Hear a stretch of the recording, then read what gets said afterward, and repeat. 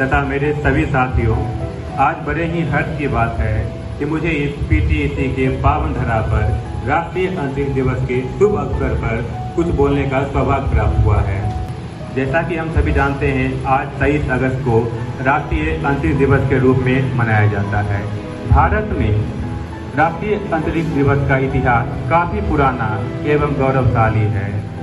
इसकी शुरुआत सन 1960 ईस्वी के दशक में डॉक्टर विवेक साराभाई के नेतृत्व में किया गया, जिन्हें इसका जनक भी माना जाता है।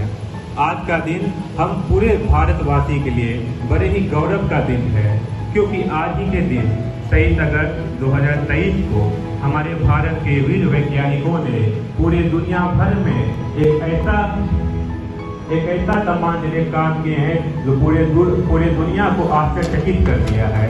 जी हाँ, आज के दिनों ही चंद्रयान 3 को हमारे भारत के वैज्ञानिकों ने चंद्रमा के दक्षिणी ध्रुव पर उतारा है, जिसका सफल लैंडिंग हुआ है। यह हमारे भारत के लिए बहुत ही गौरव का विषय रहा है, जो हमारे वैज्ञानिकों के स्वर को भी दर्शाता है। इतना ही नहीं, हमारे ये जो क्षण रहा है काफ़ी गौरवपूर्ण रहा है, और हमारे भारत सरकार ने अंतरिक्ष को विकसित करने के लिए, इसके और भी विकास को बढ़ाने के लिए निजी क्षेत्रों में भी लोगों को प्रोत्साहन किया है। जैसे में एरोस्पेस, टेस्ला जैसे बड़ी बड़ी कंपनियों को इस चीज़ में आगे बढ़ने के लिए प्रोत्साहित किए हैं। इतना ही नहीं, हमारे भारतवर्ष में आत्मनिर्भरता को लेकर भी राष्ट्रीय अंतरिक्ष की ओर अग्रसित हुए हैं।